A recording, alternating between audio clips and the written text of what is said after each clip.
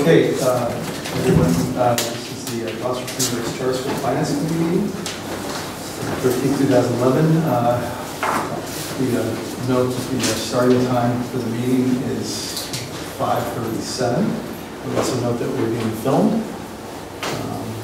with that, I welcome the guests and would ask this is the time for any public comment.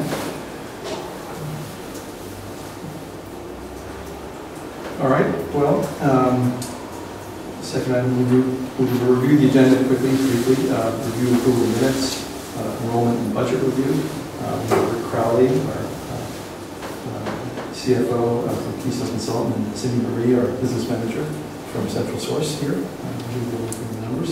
And then we'll have a review discussion proposal regarding school financing credit, and then we'll adjourn. Item number 2, review and approval of minutes. Do we have minutes from the last meeting that have been reviewed by everyone? Has everyone had a chance to see them? James, enough from the last meeting, but the from May 10th. Yeah, that's fine. I'm sorry? They're from May 10th. They're from May 10th. Yeah. Okay. So I'll move. It's been a while. I'll move to accept the minutes to the meeting of May 10th. Second. Any discussion? All in favor? Duly noted, motion carries. All right. Now, item number 3, enrollment and budget review. Let's see. With us, Cindy Marie has been working on the budget, and Tony's been approving them. So why don't we have a discussion about how the current enrollment numbers affect and adjust the budget that we have. Well, so just before Cindy Marie launches into the specifics of it, you'll remember that we had a pre-enrollment of 196 validated and confirmed by the Department of Education, but they also asked us to put together a budget at 165. We actually currently have 145 students enrolled, and so it would make sense to adjust the budget to reflect that new number. To put that in perspective, just a little bit, because with a 196 pre-enrollment, it's easy not to celebrate the 150 that we're likely to be at for this year and the 145 currently in. At 150, that would be a 134% increase from where the school started a year ago. So it's a pretty astounding increase. But it means that we aren't going to have the surpluses we thought we were going to have, even though through the course of last year, we actually increased our enrollment 40% during the year and have the largest group of students come in between November and February. So 150 is a very realistic number for a revised budget, and our key goals as we went about this work was to maintain the quality of the program. And so as you look at these numbers, Cindy's going to take you through in a minute, it's important to realize right at the start that there has been, in reaching this adjusted budget, there is no reduction in general education staff for grades 2 through 8. There is no reduction in special education teachers. And there's no reduction in arts teachers. So our commitment to the arts, the position of arts integration, music, theater, all of those arts are still in the budget. And so the cuts that we needed to make, the adjustments, have been primarily in administration in terms of hours, total hours, and supplies and materials and technology. So with that as an introduction, turn it over to Cindy. Okay, well, we estimate 150 to be enrolled by the end of the month, and then the tuition is based on the projected tuition rates by the DESE, the most recent, and all on the Gloucester rate. The federal and state grants are made up of Title I SPED, a carryover of Title I from last year, and also the startup grant. We've put some numbers in for the meals program, which will be implemented very shortly. We also have an expense in for that item as well. You'll see down below. And then we are hopeful to bring in private contributions this year as well of 50. And then we have our biggest expense of personnel costs. And that is with a improved benefit package as well. So that was exciting for the staff. We have non-employee compensation for the administrative services and supplies, all of our expenses and instructional costs. And we estimate a balanced budget, so there'll be no deficit, no surplus. And should I ask for specific questions at this point? Yeah, I mean, there had not been any major changes in terms of the food service providers, still City Fresh, it's the same program. The focus on there in terms of lunches. The rent is the same as projected or determined in the lease. So the significant changes really are in material supplies, technology, and overall administrative hours, because we were heavy on administration hours before. Which when you have a surplus, that's one thing, but when you don't, then you have to really start to question that. So Tony, can you describe what the cut in materials is, in supplies? What does this mean for? We had put in things such, for example, in technology, there's no reduction in terms of our curricular materials, so all of those in terms of the math-specific program, reading, literacy, all of those materials are still in the budget. But extras, we had put in that we want to put smart boards in every classroom, projectors in every classroom. A huge expenditure into technology. We were looking to purchase computers rather than lease, and this moves to a lease-based program in terms of any technology. So it was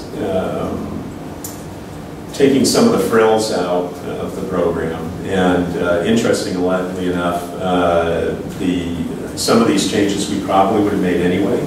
So I've been doing a lot of work over the summer with looking at Alan November's program at MIT and his suggestions with regard to education, and smartboard technology is now considered old technology in terms of no longer at the forefront of education because it encourages teacher-centered approach. So it's just moving a chalk and talk approach into technology, and that instead you're better in cloud-based programs where students can really be working on laptops directly and doing research on the internet and that kind of thing. So it was some of those changes I think we would probably have made anyway.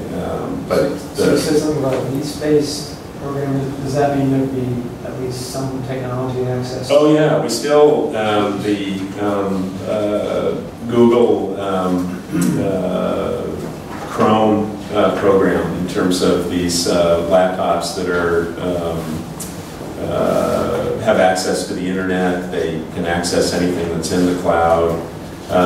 Many of the instructional educational programs are available through those, and they're actually very low cost. Even if you had 30 of those individual units that would, go around to classrooms in a laptop cart. Simple laptop. You could have 30 of them at a cost of $7,500 a year. So they're sort of front-end technology and much more inexpensive than traditional leases have been for full laptops. I know that's been a concern for some teachers, is access to online resources, particularly. Absolutely. And working, exposure for kids to that as well. Yeah, and I think particularly in terms of differentiating your instruction in any class, that technology becomes increasingly important for the teachers. So, yeah. And cuts to other things. What sort of, you mentioned cuts to supplies and materials. What else? What other kinds of things would you cut? Well, we had a large expenditure per student in there for just basic supplies and had deliberately overestimated in the original budget to have areas where you could turn to if you needed to. And so we're going to be lean there. So we're going to have to watch things like paper costs and but with materials this year, like for example, last year we had very heavy paper expenditures because we couldn't bring in the curricular materials that we wanted, and this year we have the curricular materials, so we won't be needing to copy as much as we did before. But nothing that, there's nothing there that should reduce in any way the educational program in terms of quality. And that was particularly important in terms of staffing, was to maintain the teachers that we have. We've got a very, very good group of teachers in. And we wanted to maintain the arts, and we wanted to maintain our special ed trained professional teachers, so that those areas where it was particularly difficult for us this past year, that we wouldn't have that repeat. And we managed to do that. So. But what we don't have is the surplus. I mean, you know, if you remember in our previous finance committee meetings, we were really quite excited about the large enrollment because of the surpluses it produced. And we're not going to have that type of scenario unless, you know, obviously if we see the same number of students come in that we did last year between the beginning of school and February and March, then that may change. But in terms of having a revised budget at this point, you really need to do it with a conservative, most conservative approach. So Tony, is there anything left in, for staff training? Yeah, we did. We reduced the frequency of visits, so it cuts back on. You remember we were going to have from Ned Sullivan from Fitchburg State, and she was originally in for 18 visits, and that's cut back to 1 per month instead of 2 a month, which we had actually been thinking of anyway as well. But there's still professional development funds in the budget, and there's still trip funds in there. In fact, Cindy, in the conversation with her, she was, you know, wanting to be sure that we were leaving in funding for trips. I think we have, is it 5,000 in there? Mm-hmm. Yeah. So we have 5,000 in for field trips as well.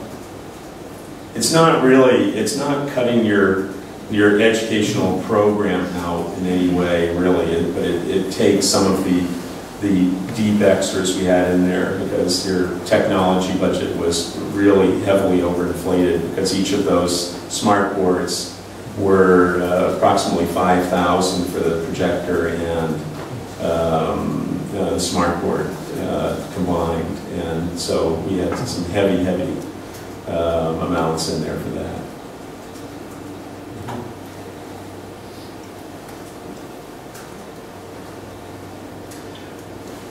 Well, it's good to, I can see that some, you know, cuts on some of those overhead ideas because some of the original budgets that we don't work on, we used the 165 number that the EEOC gave us, and we were pretty comfortable with that, so clearly some other stuff has been.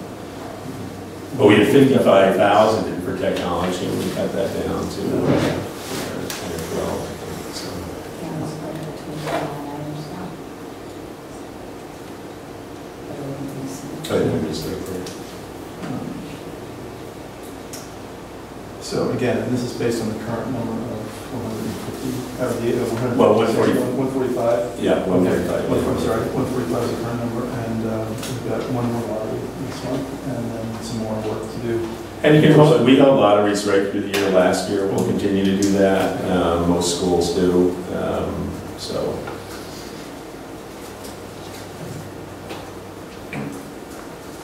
Any questions from the board?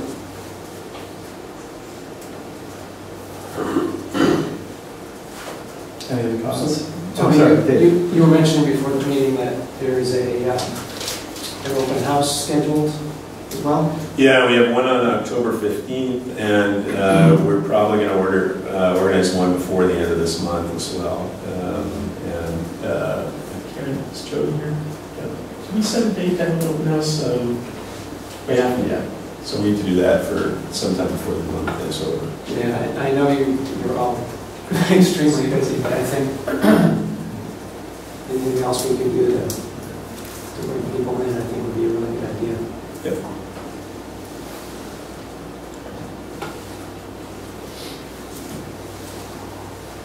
All right, no more questions? Shall we move on to the next item on the agenda? Thank you, Cindy, by the way, for your help on this. Appreciate the work you've done. Item number 4 on the agenda is review and discussion of proposal regarding school financing and credit. We are in discussions with banks or other lenders in terms of instituting a credit facility. As we veer more towards a break-even mode, we definitely want to be more concerned and focused on cushioning any cash flow issues with the line of credit. So the purpose of this item on the agenda is to propose a motion that will go forward at the trustees meeting, which will authorize Tony to negotiate and sign for any credit facilities, negotiating and borrowing debts that would be necessary to help with the financing of the school over the course of whatever term we decide on. I don't imagine the terms, whatever terms are available. So that would be our one of the things that we would want to make sure that we have that option. I know that as a matter of fact, most all trustees do have the ability to negotiate debt as favorable terms as possible. And it's just part and parcel of the fiduciary duty of keeping the organization financially viable. So that would be something that I just wanted to spell out more clearly, so it's very, there are no questions about whether or not we have empowered the person on the administration of the board to undertake those efforts. So I'm not sure if do we need a motion to put that up to the board of trustees, Dave, or we have a discussion about that? We could make a recommendation to the board. I would suggest that okay. We make a formal recommendation to the board, yes. All right, fine. Yeah. Does anyone want to take a shot at it? I'll go ahead then. I would like to propose that we recommend to the board of trustees that we authorize Tony to enter negotiations with the lender in the event that we need to arrange any sort of credit facilities that in terms of the most favorable to the school and most available given what the market may toward us. I think that would be anything else I should do. Would be a little wordy there. And Was that he just authorized the motion for them to try to set up the line of credit at the best terms possible. Yes, exactly. Okay, that's fine. Maybe. So we authorize Tony to conduct negotiations to set up the line of credit at the best terms possible. I second that motion. Thank you. Any discussion? Just to note, and Cindy, jump in here if you want, that this is standard practice in charters to all have credit lines, at least all I know of have credit lines, primarily with the state having the payment structure they do quarterly in arrears, the cash flow is something that schools have to arrange to manage, and so we need to do that, particularly as we're growing, where those amounts are much larger. So.